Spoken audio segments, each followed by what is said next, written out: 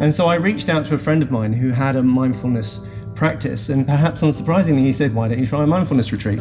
Now, I had known this guy for many years, and I had complete respect for his approach to life, and was absolutely not interested in it whatsoever. It was not for me. I had complete skepticism, but I thought I'll try anything once, So I went on this mindfulness retreat, and something clicked. Something clicked because there was a logic to this. I don't want anybody in any workplace who is championing mindfulness to feel alone. I want them to have a home where they can come and build on the knowledge, understanding, and kindness, frankly, of the people that I've had the great fortune of meeting. And I share this because, just as many of your definitions include, this is about action. This isn't just about an aspiration or a generally felt feeling. This isn't just about being nice and fluffy. And I really do want to emphasize that I don't think there's anything soft about kindness. I think kindness is incredibly hard. But this was interesting from Carnegie. They say usually there's a strong sense that the person mentioning kindness is unhelpfully interrupting the adult flow of conversation about public policy, about planning, targets, and about economic benefit and the value of money. Somebody is bringing a fairy tale into a meeting about real things. And I think that's the essence of this. We're not talking about a fairy tale. We're talking about important leadership skills and capabilities and capacities, which can be a game changer for our teams, for our leadership, and for our organisation.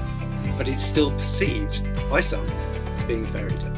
Now, one of the things which I pick out in the book is that in my experience, in a program, we use many, many techniques to try to achieve shared present moment awareness in a non-judgmental way, and we do it monumentally badly. So if you look at a program board, if you look at a highlight report, if you look at people sitting around a table trying to make decisions in a program, what are they doing? They're trying to share a present moment awareness of some information, but half of them are going to be on a phone. Most of them, even if they're not on a phone, are going to be thinking about the last meeting that they had or the next meeting that they're going to go to. And for many of us, the information in front of us is presented in an almost impenetrable and certainly not a mindful way.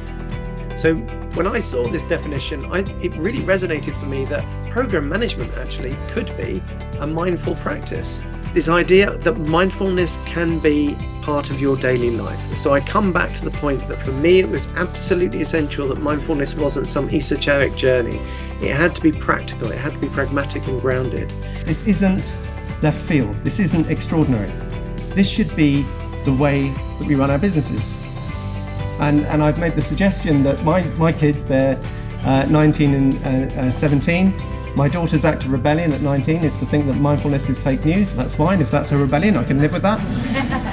But both of them are going to come out of university and they're going to be looking for organizations which have well-being programs and where's the mindfulness, because they've experienced it at school. So the question for employers now, I think, is not why should I do mindfulness, but can I afford not to?